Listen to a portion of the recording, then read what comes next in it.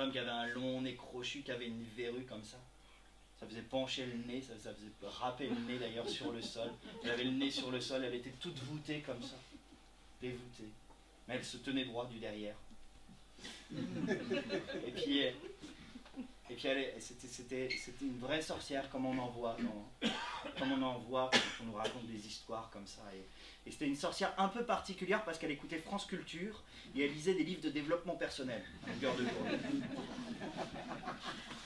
Et elle vivait pas seule, elle avait 9 chats qui essayaient de fonder une petite société féline totalement autogérée.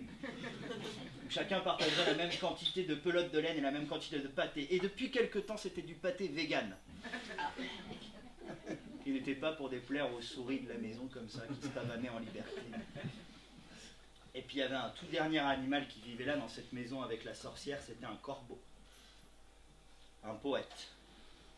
Il lisait du Baudelaire, il lisait du Prévert, du Césaire, et lui-même, le corbeau, il écrivait des vers. Les vers du corbeau, ça faisait un truc comme ça. Quoi? Quoi?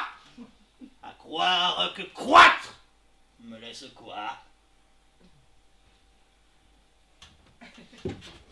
Bon, c'est de la poésie minimaliste.